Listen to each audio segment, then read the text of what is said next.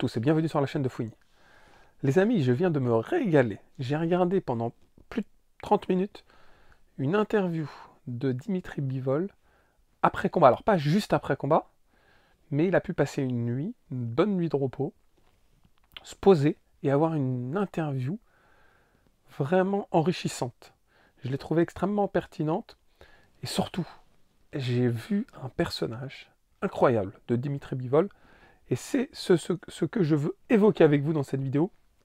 Il a évoqué des points cruciaux, des points clés, et franchement, j'ai été abasourdi. J'ai été scotché par le professionnalisme de Bivol, par le sang-froid, par son caractère. Il dégage une aura extrêmement spécifique. Est-ce que ça vient de ses origines un peu russes?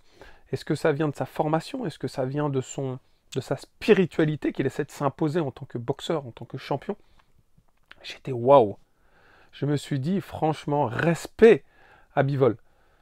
Nous, quand je dis nous, c'est toute la société des fans de la boxe. On crie ah bah non, Beterbiev il n'aura pas dû gagner, c'est Bivol. D'autres disent bah non, Beterbiev il a gagné. Ça génère une tension, ça génère de l'électricité autour de cet événement magnifique qui s'est produit samedi. Mais Bivol, lui, il est resté stoïque. Il a son jugement que je vais évoquer avec vous, un jugement extrêmement pertinent. Mais surtout, respect à sa façon d'être, respect à sa personnalité. Alors, je reviens dans les faits. Bon, vous savez, Bivol a perdu ce combat contre Beterbiev. Ça a fait un peu polémique dans le monde des amateurs de la boxe, qui ont, pas que, parce qu'évidemment les agents, les bidules chouettes, les promoteurs ont crié au scandale, mais c'est leur spécialité, c'est un peu leur métier d'être des grandes bouches. Et c'est pas une critique en disant ça, c'est dans les mœurs, ça fait déjà plus de très longtemps, Don King il était déjà comme ça, ils le sont tous. Et du coup, Bivol, il a perdu, pas par décision partagée, puisque un juge donnait match nul, et deux juges donnaient Beterbiev gagnant, dont un à 116-112. Bon, quoi qu'on dise, nous, amateurs de boxe, il a perdu. Et ça, c'est l'essentiel, en fait. C'est-à-dire que Bivol a dit, moi j'aime, et ça c'est très important, il a dit, moi j'aime faire un combat parfait. Quand je juge que mon combat a été parfait, c'est ma plus grande satisfaction. Et du coup, le journaliste lui a dit, bah, est-ce que tu as jugé avoir fait un combat parfait contre Beterbiev? Il a dit non, justement, j'ai fait un bon combat. J'étais satisfait. Je trouve que l'opposition était très bonne. Je trouve que j'ai fait vraiment un bon combat. Mais il n'a pas été parfait. Je sais comment corriger le tir. Et il le dit dès le début de l'interview quasiment en disant « J'aimerais une revanche contre Beterbiev, mais évidemment c'est lui qui a les clés en main. » De manière très sereine, très humble, sans animosité, sans insulte, sans rien. Il le dit « J'aimerais la revanche, mais c'est lui qui a les clés en main. Si par contre on décide pour moi un autre chemin, je prendrai cet autre chemin. » Il a une personnalité extrêmement attachante et j'aime beaucoup. Après, le journaliste l'interview du coup sur qu'est-ce qu'il a pioché pendant le combat. Il lui pose vraiment plein de questions assez subtiles et intéressantes pour nous. Est-ce que Beterbiev, c'est un gros puncher? Est-ce que Bivol a jugé pendant le combat qu'il était en train de le perdre, etc. Donc je vais essayer d'évoquer ça avec vous. La première chose, il dit, effectivement, pendant le combat, c'est dur pour lui de savoir s'il est en avance ou en retard. Parce que ce que lui voit, le toucher qu'il a, la sensation, etc., les juges extérieurs ne l'ont pas. Ça reste un regard extérieur, et lui, son avis, il est quand même très subjectif. Donc il a dit, je sais pas si pendant le combat, je mène ou je ne mène pas. Mais il a dit, c'est pas le plus important. Le plus important, c'est de savoir si lui, Bivol, pendant le combat, réalise ce qu'il a prévu de manière parfaite, ou s'il y a des accros. Il a jugé que sur certaines phases, il était très bien. Sur d'autres phases, il aurait peut-être dû agir différemment.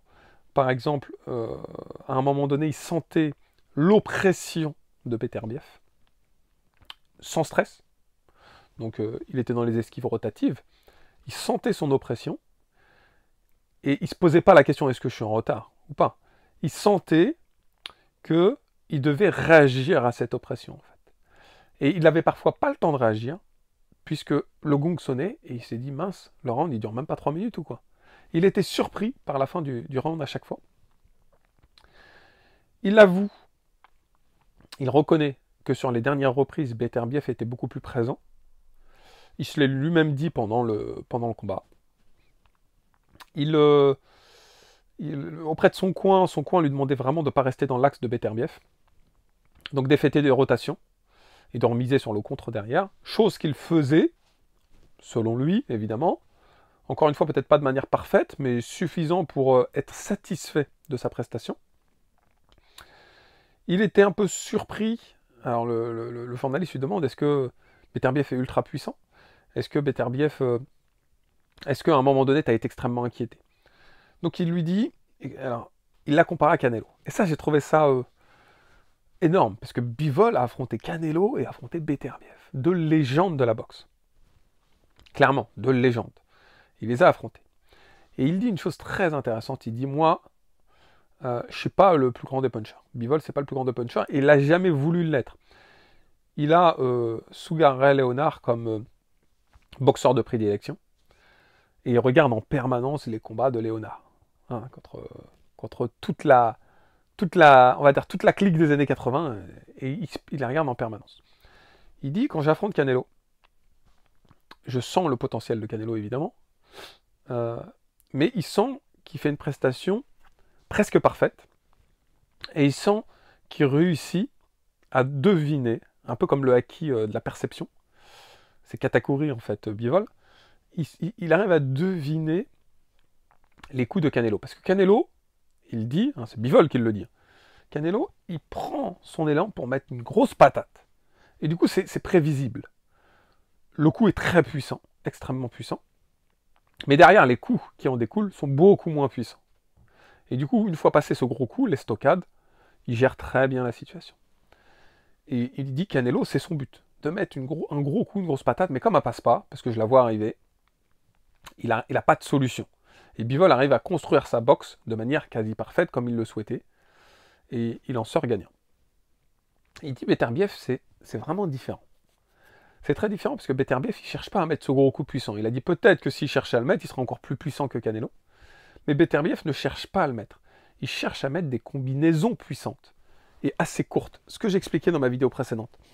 Et il dit que c'est plus dérangeant, effectivement, parce que les stockades, elle a la même intensité, la même puissance, que ce soit pour le premier coup ou le dernier coup. Et du coup, il dit que c'est un cap à franchir. Donc il mettait souvent les gants. Il avait la main enflée après l'interview. Il dit, ma main est enflée, des fois mon gant, il me tapait le visage. Et il dit, ça c'est toujours gênant quand on est boxeur. Et ça ne l'inquiétait pas. Il n'était pas sonné. Mais c'est toujours dérangeant de recevoir un enchaînement de coups comme ça. C'est un peu déstabilisant et on se sent obligé de réagir. Et du coup, pour éviter ça, il n'y avait pas 36 solutions. Il devait jouer sur les rotations, hein, sur le mouvement.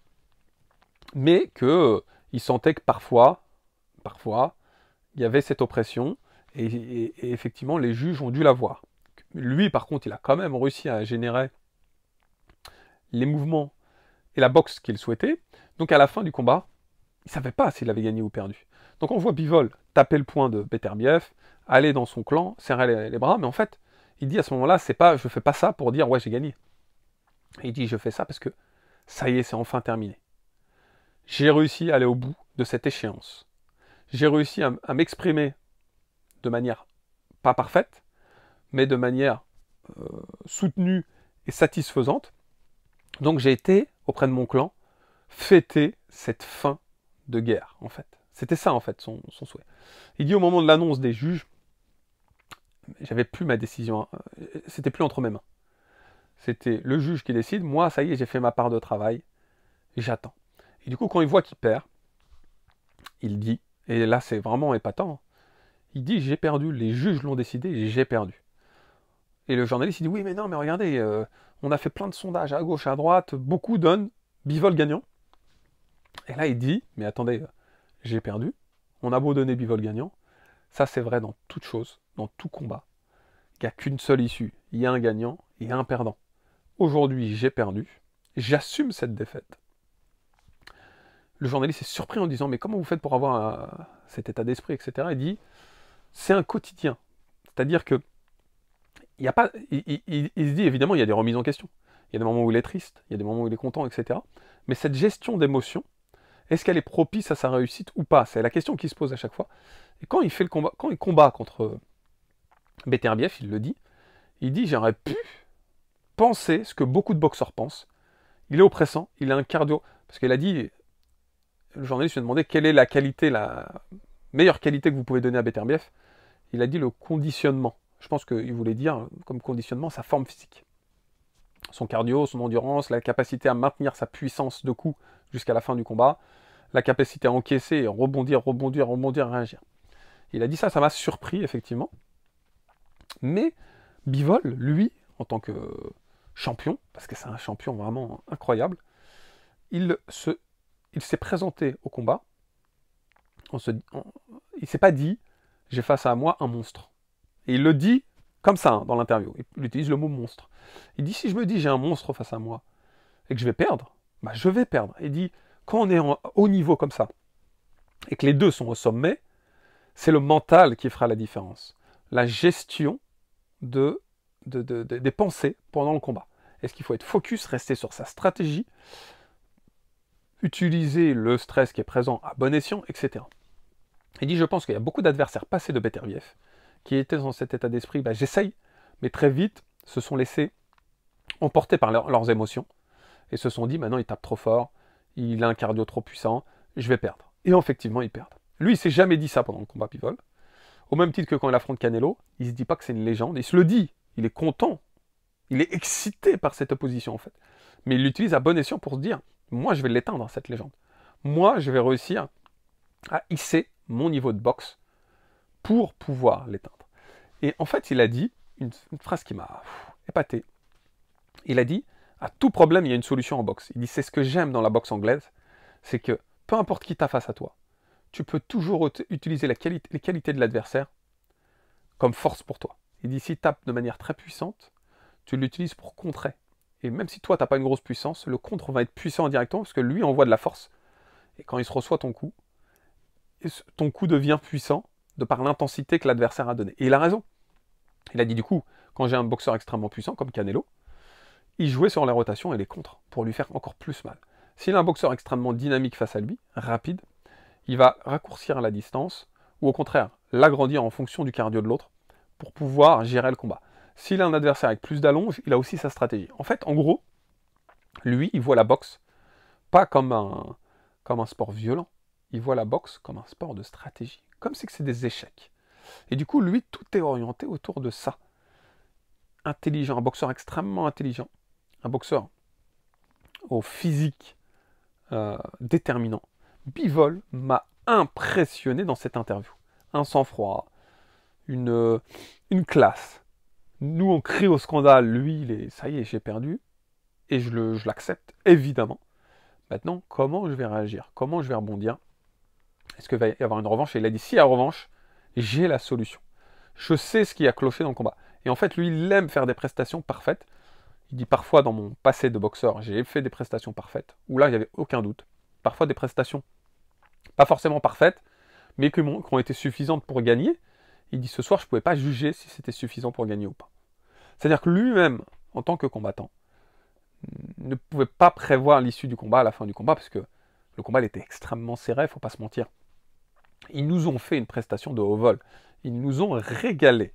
Franchement, je vous l'ai dit dans ma première vidéo, à réaction à froid, incroyable, je me suis régalé. C'est-à-dire une tension, une animosité contrôlée, un charisme, pas de coups superflus. Au début, l'arbitre, il n'avait pas forcément le besoin d'intervenir en fait. C'était une boxe propre, intelligente, subtile. C'était un régal. Voilà, comme si tu es dans un restaurant, un gastronome étoilé, etc. Et tu te régales en fait. C'est pas le kebab du coin, les gars. Ça, c'est clair et net. Donc, la conclusion, je vous invite à aller voir cette vidéo. Enfin, il y en a peut-être plusieurs, mais en tout cas, moi, je suis tombé sur celle-ci qui est vraiment... qui met en avant un boxeur au charisme fou. Et il espère une revanche. Je pense qu'on l'espère tous.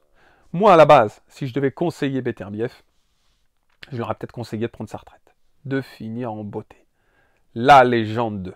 Mais lui, il voit peut-être aussi derrière encore plus de prestige. Il voit aussi le côté financier, etc. Et je pense qu'il va se laisser embarquer du côté obscur et tenter une revanche contre Bivol. Et dans ce cas-là, ça sera un plaisir extrême pour nous, consommateurs de boxe, de pouvoir revoir un duel de haute volée, de prestige. Et franchement, attention parce que Bivol, il va arriver en mode fou furieux. Voilà les amis, en tout cas, j'espère que vous avez passé un bon moment en ma compagnie. Si c'est le cas, n'oubliez pas le pouce qui fait plaisir. Et puis, si ce n'est pas déjà fait, de vous abonner à la chaîne. Dans tous les cas, je vous dis à très vite. Ciao, ciao.